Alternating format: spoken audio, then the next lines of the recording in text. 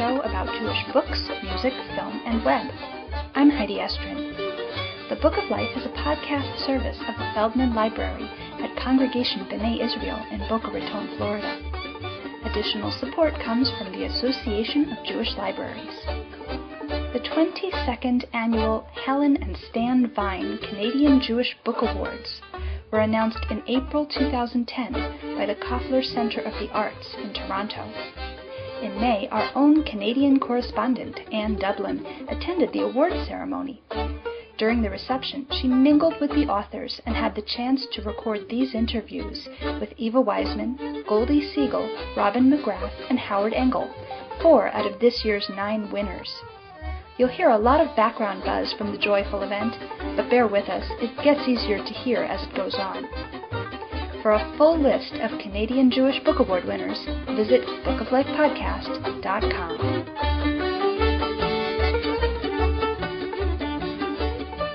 Born in Hungary, Eva Wiseman came to Canada with her family when she was a girl. She began writing at a young age. She has won numerous awards for her books for children and young adults. Her novel, Puppet, won this year's award for youth literature. Eva, I'm so pleased to meet you at last. Please tell us briefly what your book is about. Well, Puppet is based upon one of the last blood libel trials in Hungary, which took place from 1882 to 1883, and one of the main protagonists was a boy called Maurice Shaw, and I tell his story in Puppet. And when you were writing this book, did you find it was difficult to separate the fiction from the non-fiction? I read the original trial transcript in Hungarian, and it was all Hungarian, and I'm fluent in Hungarian, speaking it, but reading it is a torture for me. Salvage joke, but that alone I should get the Jewish Book Award. Events of the case are fact. However, I introduced a fictional narrator, a non-Jewish girl, a servant girl, and that's fiction. Well, that's really interesting to see the balance, the interaction between those two groups, together and yet not together. Exactly. That's a very good way of putting it. Eva Wiseman, thank you very much, and congratulations on winning the Canadian Jewish Book Award for Youth Literature. Thank you so much. I feel honored to receive it. Goldie Siegel is a former Judaica librarian at McGill University in Montreal. She edited A Garment Worker's Legacy, the Joe Fishstein collection of Yiddish poetry. Now retired, she leads the Yiddish Lehenkreis group and continues to participate in activities involving books, art, music, and Yiddish. Goldie's book, Stingy Boozy and King Solomon, received the Yiddish Award. Written and illustrated in full color, this book is a comic book with a difference. The dialogue balloons are in Yiddish script with transliteration and translation into English under each illustration. So Goldie, I have some questions for you, and I see that you're holding the book. You gave English name, right? Which yes. Appears on the cover on the left side, and on the right is Der Karger und der König Schleune, the Yiddish equivalent. Thanks, Goldie. I was afraid to try to pronounce it, but I'm really glad that you did. So I was saying that my first language, my Mama Loshen, is Yiddish, and so I was very excited to see that there is a book in Yiddish for children and in the form of a comic book. It reveals itself in the comic book form, in the balloons of the characters, which are written in Yiddish script, and underneath each image, on the left there's an idiomatic English translation, and on the right there's a transliteration into Roman alphabet for people who cannot read the Hebrew alphabet. So what led you to writing this book? So the first edition, as it were, started in the 1970s when, as part of home and school, a group of mothers were concerned that Yiddish was not really supplied with enough creative materials.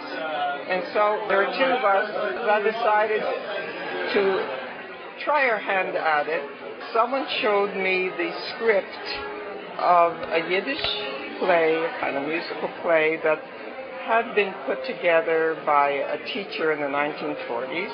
And the person who showed it to me said, look, I know you can draw caricatures and so on. How about making a comic strip out of this? See what you can do. Take things from it and make a comic strip, which is what I did. And that was black and white. It was very much a homemade affair, stapled together, used by the grade 3s and grade 4s of the Yiddish Volksschule, the Jewish people's schools in Montreal.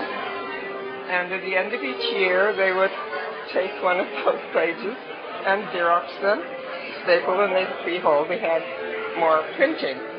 And so years passed, and the computer came into being, and I thought, gee, if I take the black and white page, just one image to a page, scan it, color it, put it on a sheet by itself, translation on the left, transliteration on the right, it might reach a larger audience.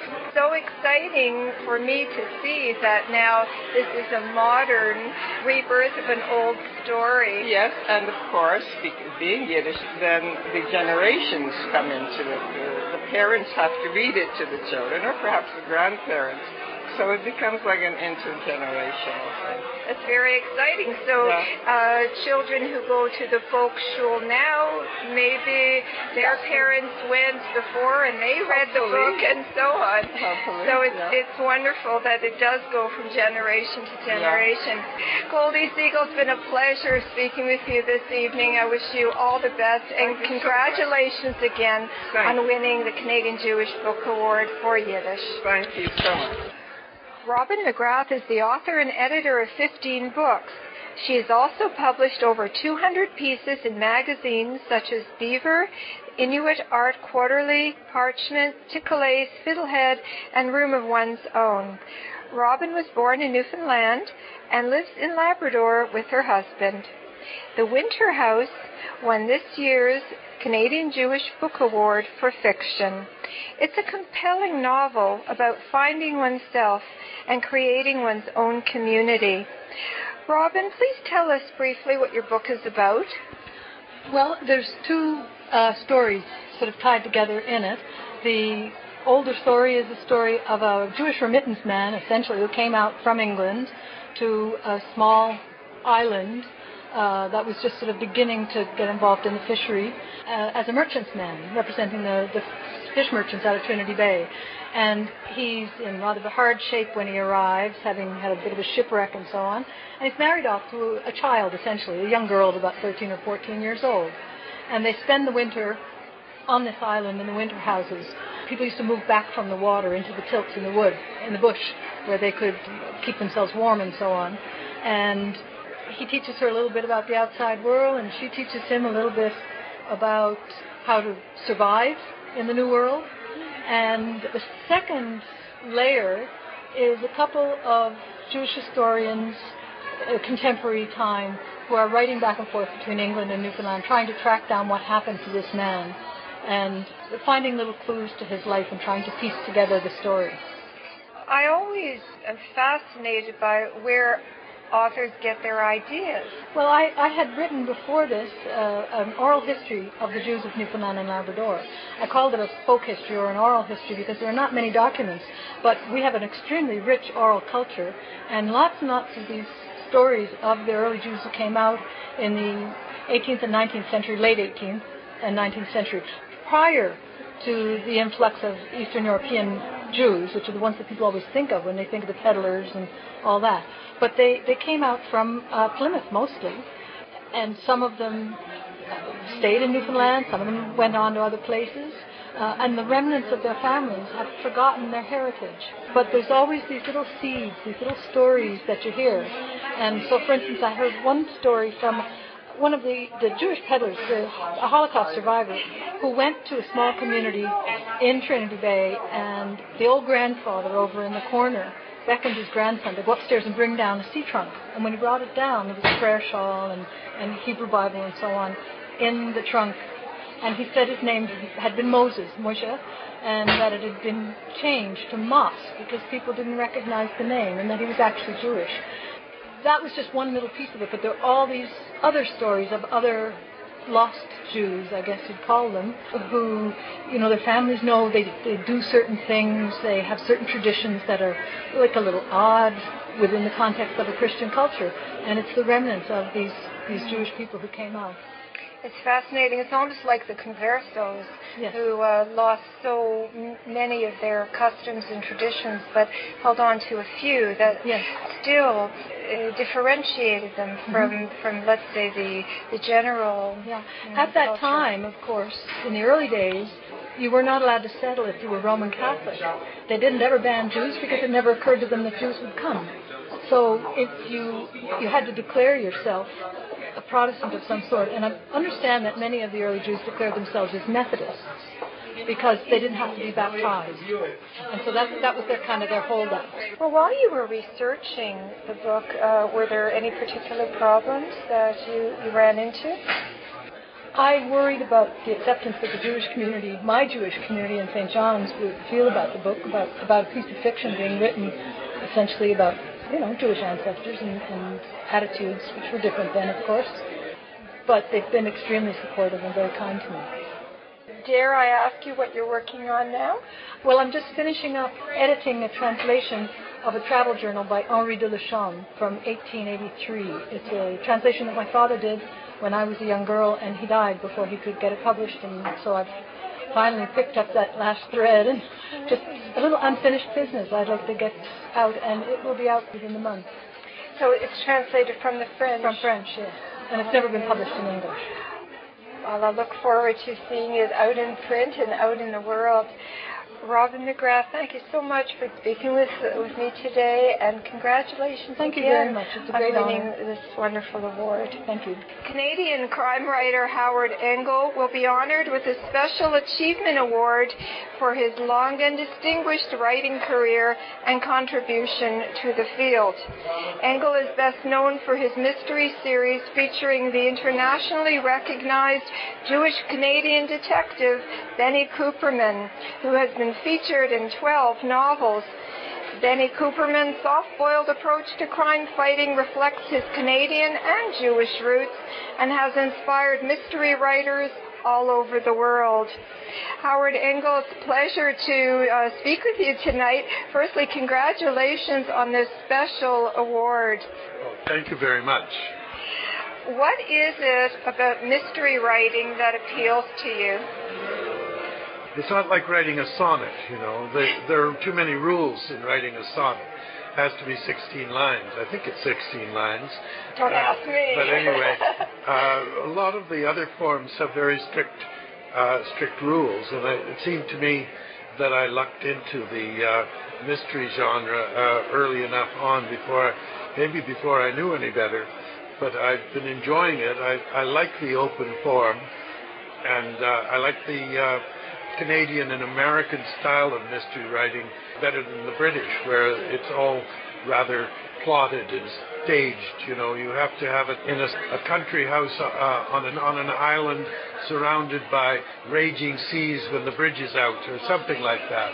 It's just a bit restricted. The American style, Dashiell Hammett and others, they're open-ended, fun to work in.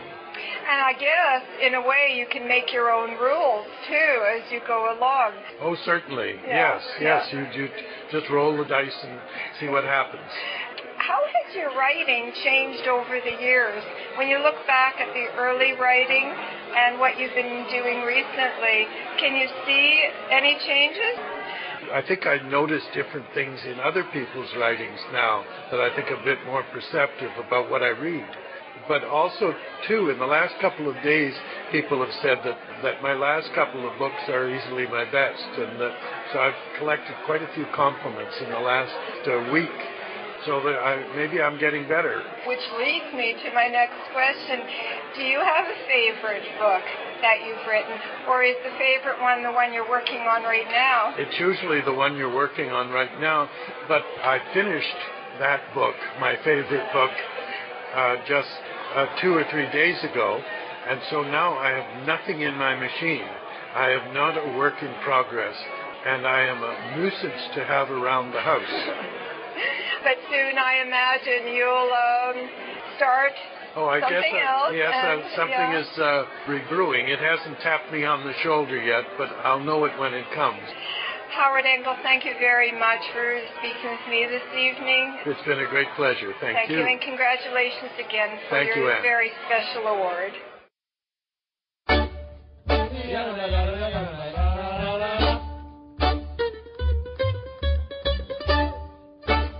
There are so many ways to connect with the Book of Life. Fan us at facebook.com/bookoflifepodcast. Follow us at twitter.com/bookoflifepod. Email us at bookoflifepodcast@gmail.com or leave us a voicemail at 561-206-2473. You can also listen to the latest episode by phone at 916-313-3820. And, of course, find links to everything at bookoflifepodcast.com.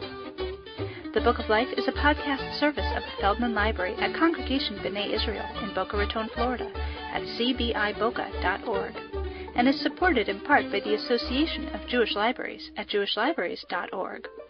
Our background music is provided by the Freilach Makers Klezmer String Band at freilachmakers.com. Thanks for listening, and happy reading.